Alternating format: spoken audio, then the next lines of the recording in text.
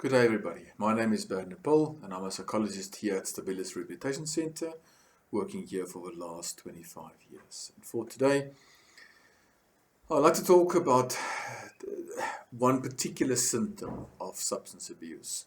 There are quite a few. The one which I would like to focus on today is what we call poor impulse control. Because the one thing about substances, especially drug abuse, is this instant gratification. Because if you think about, let's take for argument's sake, anger or depression or anxiety. There's a tendency is if you are confronted with these emotions, you need to deal with it. And you need to go through the process, and there's no quick fix. But one thing which substances are doing, in particular drug abuse, is it's got this instant gratification, that it works on that second, literally, depending on how you're using it, but it works very quickly. So the one thing which they battle with is this instant gratification. So they want things to be fixed right now. So there's this typical pattern which develops within their lives of instant gratification, which then tend to lead to this poor impulse control, because they feel something that they would like, or something experience, but something needs to happen immediately. And they tend to respond without thinking clearly long enough in regards to it. So we've got this very nice module which works on a principle that there's certain triggers which tend to aggravate a particular emotion, and we would try to identify for what these triggers might be.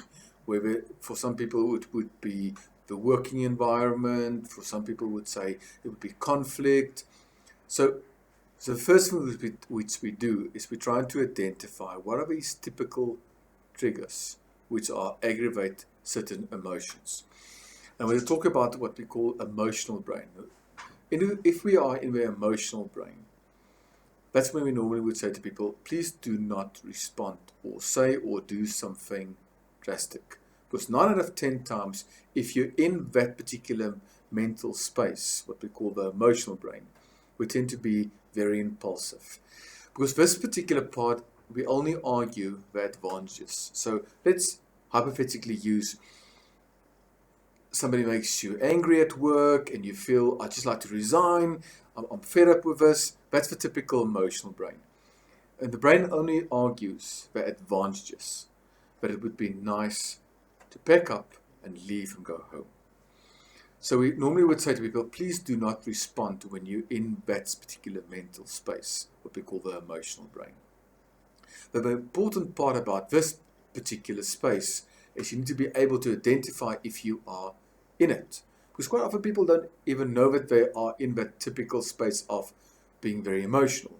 So typical tendencies which we would like to make them to be aware of is that for some people, they would feel that their palms are getting sweaty, their heart would be beating faster, their breathing would be more shallow, they would typically have a dry mouth. For me in particular, is even if it's a cold day, I would literally feel how the sweat is running down. And that's typically what I would know that there's some emotion happening.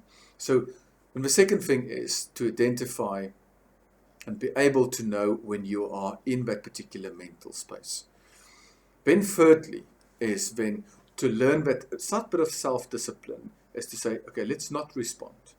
And the third challenge would be is to find what we call distractions. The distractions is something which will distract you from that particular, let's call it that mental space which you are in. And it can be simple things. Some people would say it's going to my room and listening to music. Some people would say it's taking the dog for a walk around the block. Some people would say it would be literally getting into my car and just driving. For some people would say it would be taking a book and reading it, or phoning a good friend and just talk. So the third thing which we are then focusing on is find yourself enough distractions that can just take you out of that mental space of being very emotional, but you can walk into the second phase, which is very important, what we call the logical brain. And the logical brain, like the word is saying, it's more driven by cognition. It's more logic, it's more rational, it's a more delayed gratification. So that's something which then the brain can focus on the pros and the cons, the advantages and disadvantages.